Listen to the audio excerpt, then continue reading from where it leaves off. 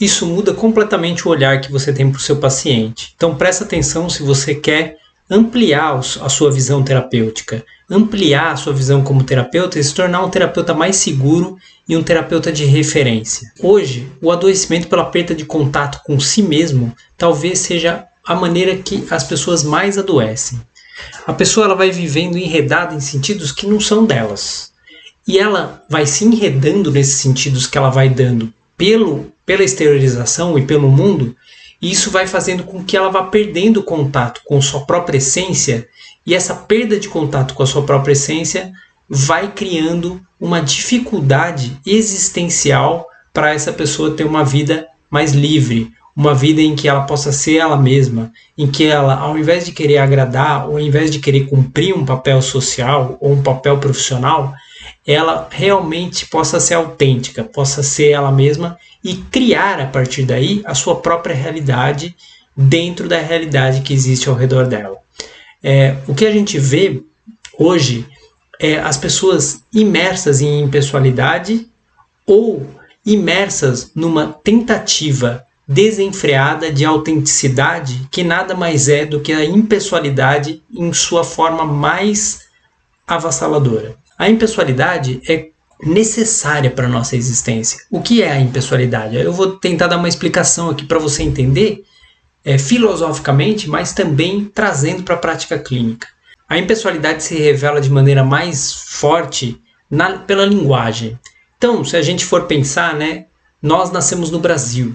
Então, a língua portuguesa é a língua materna de quem nasceu no Brasil. Você vai, na sua infância, ouvindo seus pais falando português, ouvindo as pessoas falando português, e você vai criando essa realidade do português para você mesmo até o momento em que você consegue se expressar em português.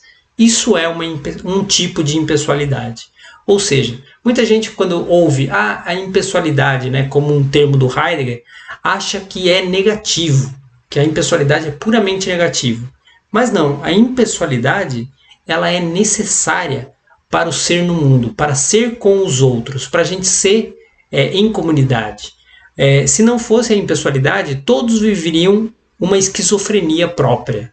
Ou seja, todos nós criaríamos a nossa própria realidade e viveríamos como na Torre de Babel, cada um falando uma língua, cada um falando de um jeito, e não teríamos assim nenhum contato, nenhum vínculo com as pessoas.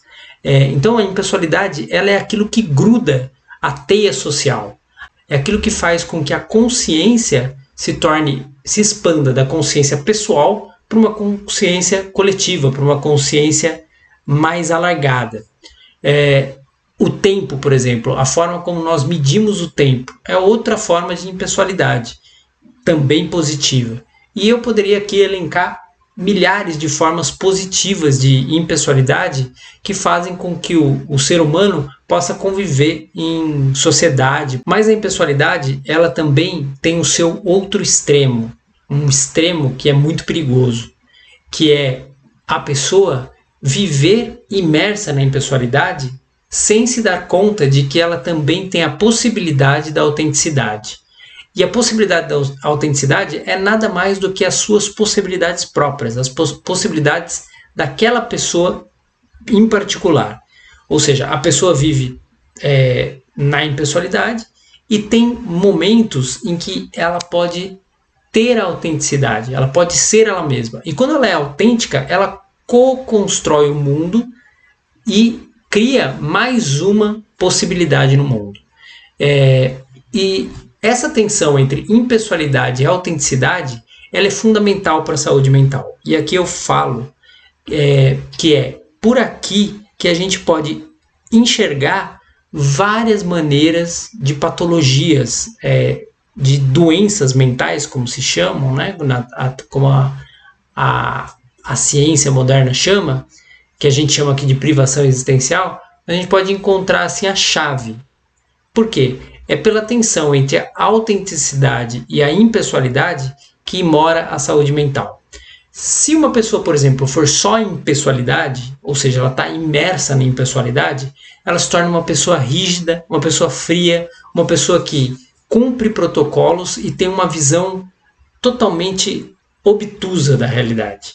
E a tendência dessa pessoa é ser uma pessoa extremamente preconceituosa, extremamente estreita nos seus pensamentos, que ela pode até fazer tudo certinho, mas ela faz tudo certo somente para estar aprovada nessa impessoalidade.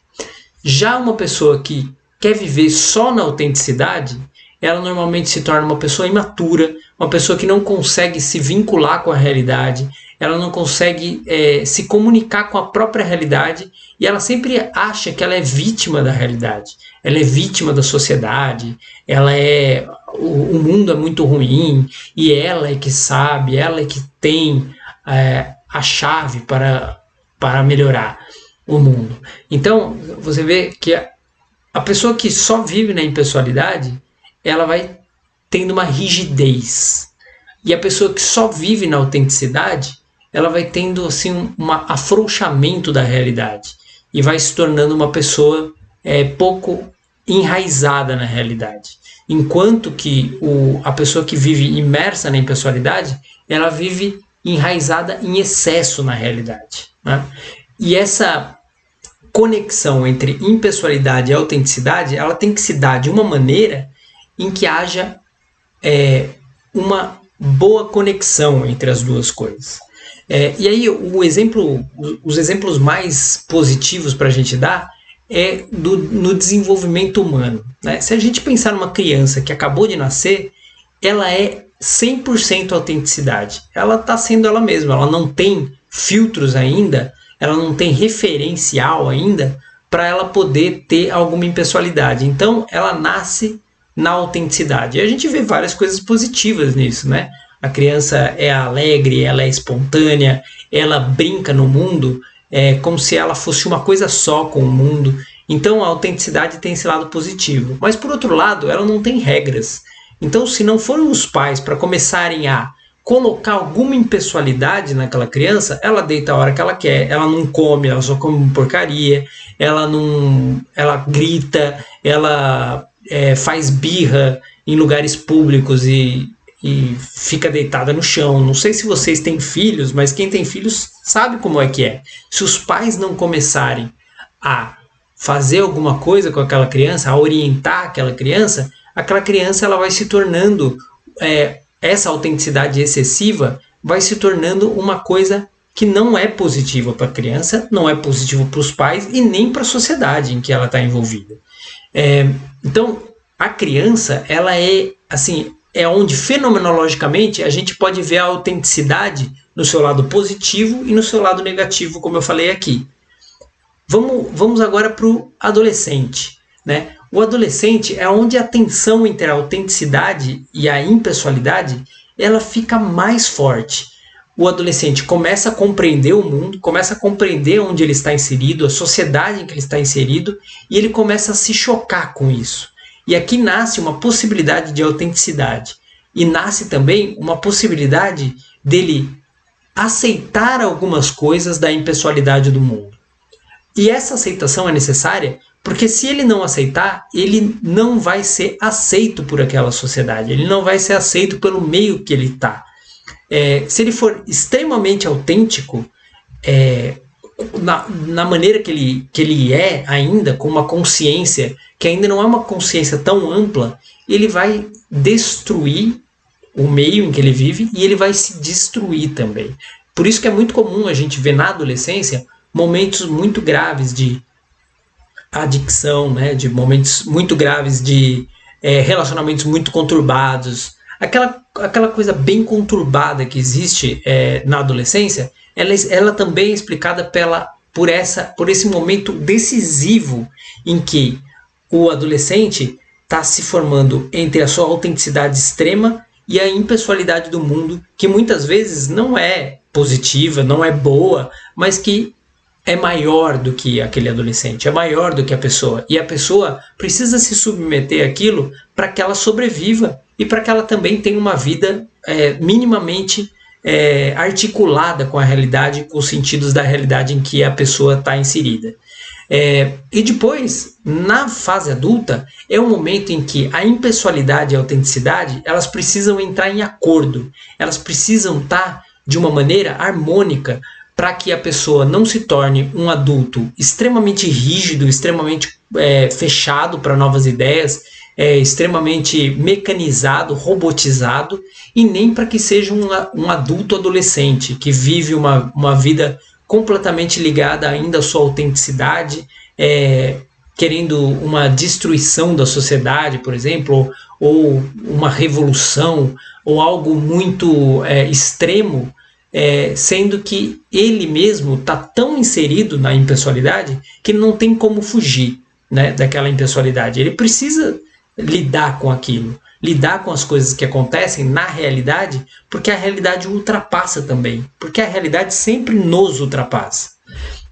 Então, nessa fase adulta, quando tem essa conciliação entre a autenticidade e impessoalidade, nós temos a saúde mental. Nós temos o que a gente chama de saúde mental, né? Nós temos uma pessoa harmonizada e que tem a possibilidade de conectar a impessoalidade e o falatório do mundo, que são necessários, como eu já disse, são também impossíveis de não acontecerem, com sua autenticidade e sua possibilidade de ser investigador de si, de investigar aquilo que ele sente para ele mesmo que é autêntico e aquilo que ele sente que é falatório, que é coisa do mundo e do impessoal e que não interessa muito para ele, que ele não quer aquilo. Então aqui é o momento em que, nessa fase adulta, em que se forma a maturidade, né? A maturidade nada mais é do que uma boa convivência com o mundo, com os outros e consigo mesmo.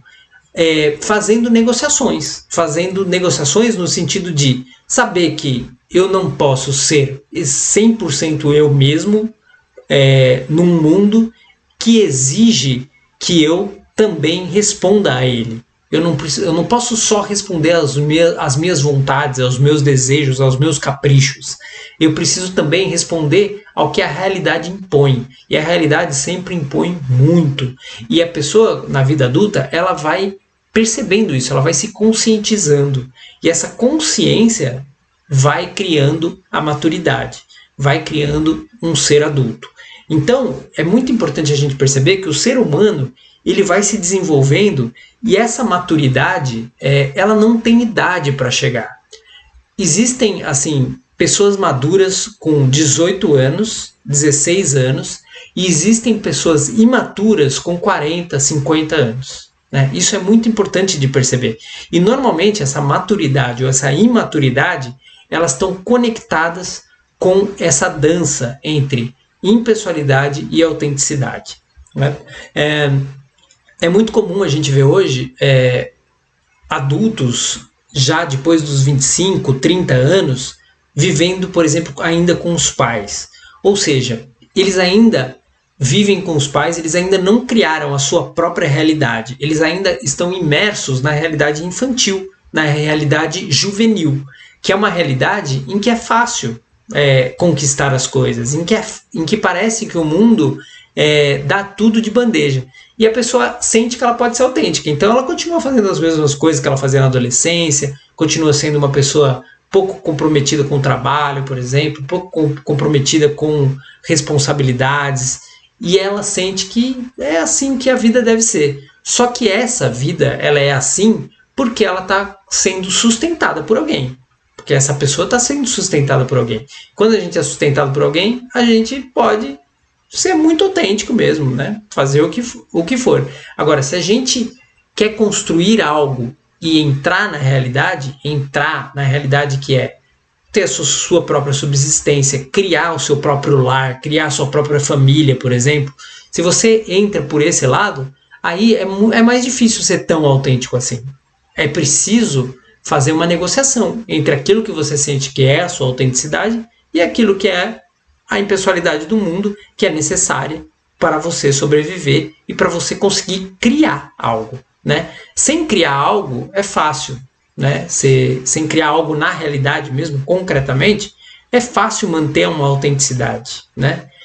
É fácil, assim, a maneira de fazer. Agora, para a pessoa, isso é muito sofrimento. Né? Então, essas pessoas que eu estou falando que não conseguem sair para a realidade, entrar na impessoalidade do mundo com a sua autenticidade, né? A pessoa permanece com a sua autenticidade, mas ela consegue conviver com a impessoalidade do mundo, ela tem um sofrimento extremo. E normalmente essa pessoa ela tem a tendência de começar a criar a sua própria realidade e entrar numa espécie de psicose. É muito, muito comum e é muito provável que isso aconteça. Porque quando a pessoa não cria a sua própria realidade, ela vive ainda numa realidade que não é dela, ela precisa criar algo diferente daquilo que ela está vivendo. E por outro lado, né, no outro extremo, a pessoa que é extremamente impessoal, a pessoa conseguiu criar a família dela, criar a vida dela, tem uma profissão, ela também normalmente é extremamente infeliz e com a saúde mental muito precária, porque ela vai vivendo de forma robotizada uma vida que também não é dela. Só que ela tá tão grudada e tão apegada a essa realidade, né, que ela acha que é a realidade, que ela não consegue ter lapsos de autenticidade para que ela se aproprie de si mesma, para que ela possa ser uma pessoa que crie algo que realmente seja real para ela, e não que está exercendo um papel, uma função na sociedade, simplesmente porque é uma obrigação. Então você vê como esses dois extremos, eles tomam, se a gente vê fenomenologicamente, eles tomam conta dos perfis de personalidade que a gente vê muitas vezes até em brigas ideológicas, por exemplo, né? em partidos políticos, em ideias que estão aí no mundo, né? São esses dois extremos.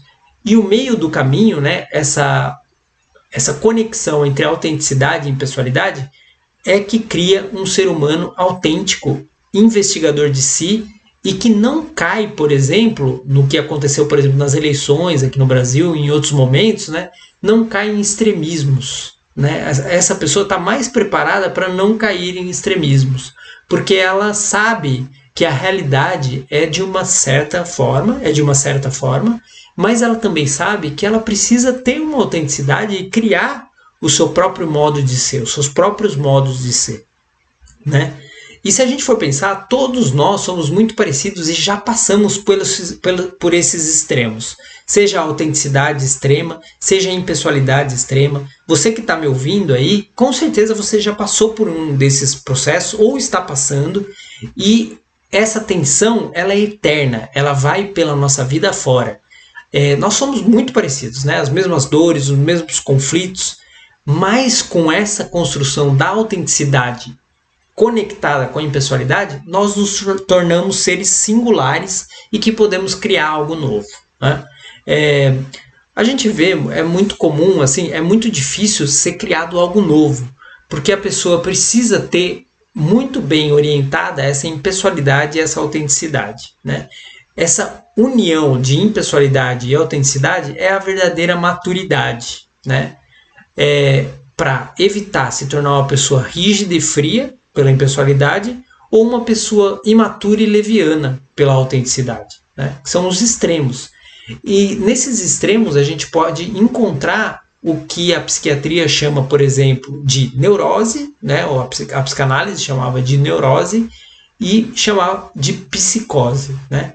A neurose é um excesso de mundo, é um excesso de impessoalidade, enquanto a psicose é um excesso de autenticidade, um excesso de querer criar sua própria realidade, né? E aqui tem esses dois extremos e no meio do caminho essa tensão que nós vivemos, que nós como seres viventes, pensantes, seres no mundo, a gente vive, porque a gente é um ser no mundo, ou seja, o ser é onde está a nossa autenticidade, o mundo é onde está a impessoalidade. E não dá para viver só no ser e não dá para viver só no mundo. A gente é um ser no mundo. Então a gente precisa casar a impessoalidade do mundo com a autenticidade do mundo para a gente ser a gente mesmo e poder ter saúde mental, né? E na clínica, né, agora trazendo para a prática clínica essa conceptualização, a gente vê que isso aparece no discurso de todos os pacientes, tá? Todo paciente que você encontrar, você pode fazer uma leitura por essa por esses dois extremos, a impessoalidade excessiva e a autenticidade excessiva.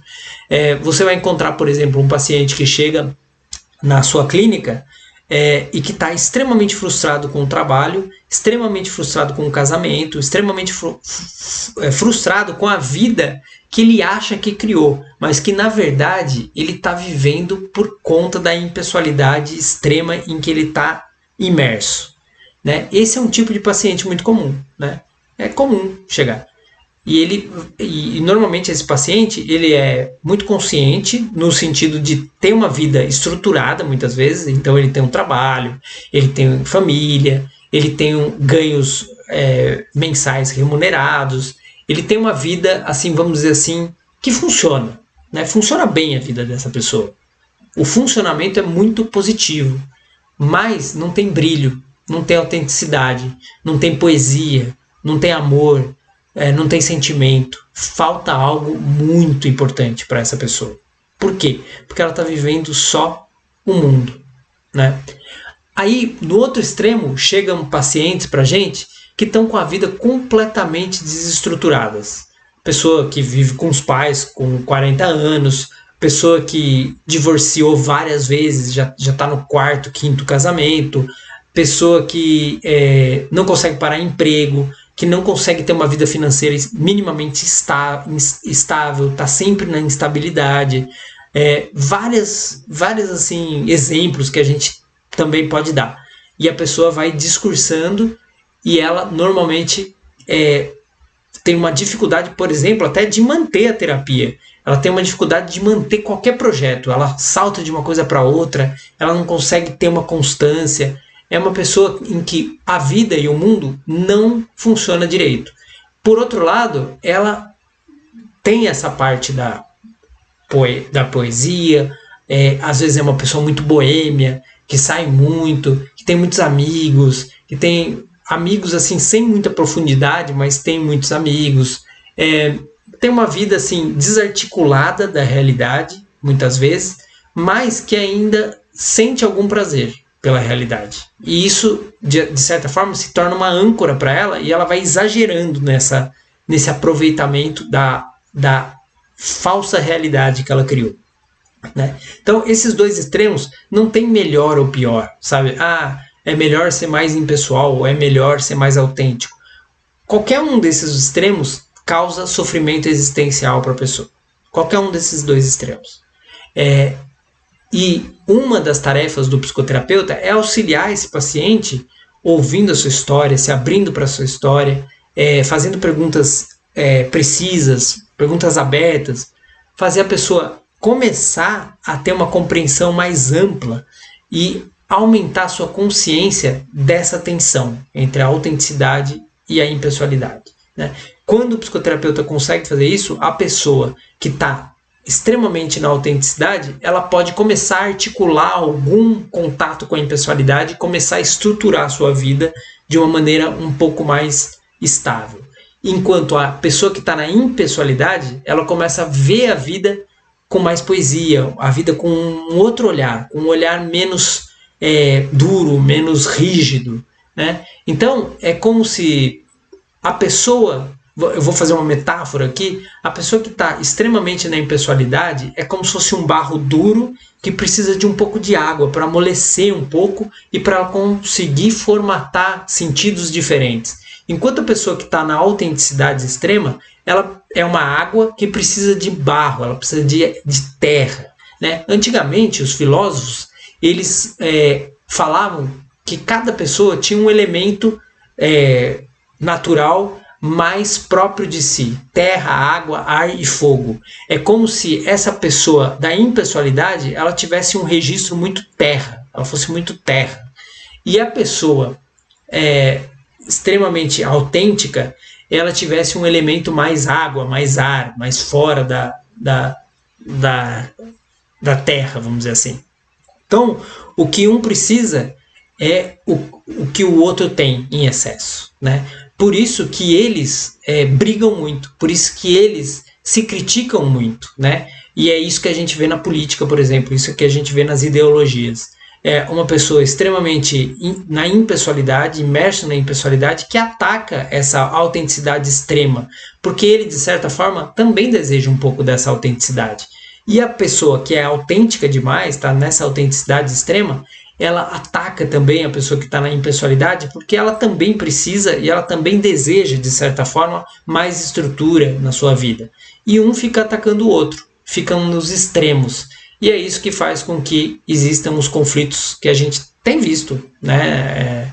Aqui no Brasil principalmente, mas no mundo todo, né? E são conflitos que são muito mais profundos, porque tem a ver com esses existenciais que eu estou explicando aqui, né?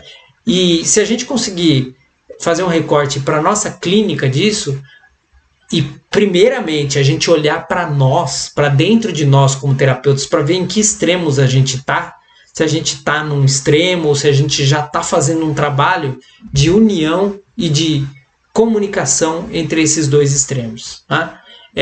A gente já enriquece muito a nossa prática clínica, a gente já tem um outro olhar sobre o paciente. Sobre nós mesmos, primeiro, né, que a gente sempre tem que olhar primeiro para nós mesmos, mas também para os nossos pacientes.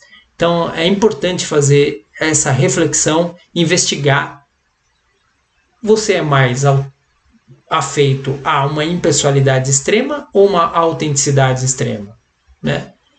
Normalmente a gente passeia por esses dois caminhos ao longo da vida, ao longo da nossa história. Nesse momento, você sente que você está mais para impessoalidade ou para autenticidade, né? Se quiser, comente aí, né? Se tiver coragem, né? Se tiver coragem, comente aí. Eu posso dizer que hoje eu estou tentando fazer um casamento entre as duas coisas. Eu, na minha adolescência, na minha juventude, nos meus 20 até os 30 anos, eu estive muito na autenticidade. Agora eu tenho procurado me conectar mais com a impessoalidade para conseguir fazer uma comunicação mais regulada entre esses dois universos que são tão diferentes, mas tão complementares. E que, se as pessoas perceberem essa complementariedade, elas passam a ter mais saúde mental. E isso é um dos papéis da psicoterapia. Na minha visão hoje de clínico, é auxiliar o paciente a comunicar esses dois lados tão importantes para o ser humano. Ser si mesmo, mas com estrutura, com uma vida que possa andar para frente, que possa ir para frente. Ok? Se gostou desse conteúdo, curte, comenta, compartilha e subscreve o canal que me ajuda muito, tá? Um abraço e até a próxima.